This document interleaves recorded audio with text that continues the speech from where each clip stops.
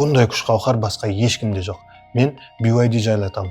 Олар өз автомобильдеріне бөлшектердің 75%-ын компания ішінде құрастырады.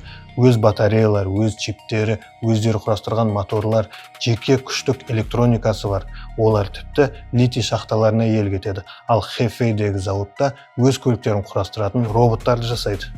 Жинау желісінде 1200 дәнекерлеу роботы жұмыс жасайды. Олар 97%-ға автоматтандырылған көлікке 4 дөңгелекті 58 секундта орнатады. Бұрандалар автоматты түрде беріледі, ал теңестіру лазер арқылы жүреді. Шенжен жанындағы басқа зауытта дайын кузов желден әр 58 секунд сайын шығады. Енді салыстыруға қараңыз, Европа немесе америкалық автоөндіруші көлік жасағанда зауыт пен сатып алушының арасында жүздеген өндіруші тұрады. Біріншісі тежегішті, екіншісі электрониканы, үшіншісі датчиктері, төртіншісі чиптерді дайындайды. Әрқайсының өз акционерлері, өз офисі, өз заңгерлері және әзірлеуге арналған өз бюджеті бар. Және әрқайсысы сіздің көлігіңіздің бағасына өз маржасын қосады.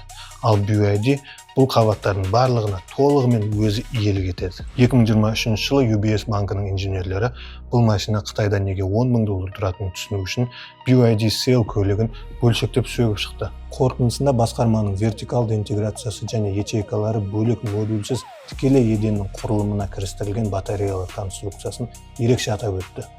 Ал топгер тесттен кейін интерьері шынымен де премиумды, құрастыру сапасы Жапония немесе Кореялық деңгейде деп жазды. Енді мынау ойлау масштабының кеңдігін көрсететін соңғы деталь. Белгілі бір сәтте BYD өз көліктерін экспортқа шығаруға басқа кемелерде орын жетпей жатқанына тап болды. Сонда олар өздерінің жеке флотын тұрғызды.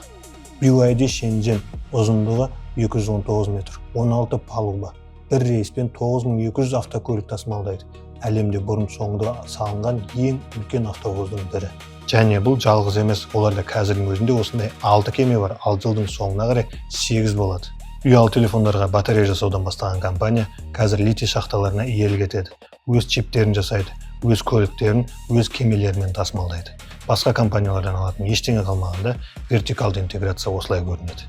Видео ұнаса белгі бер.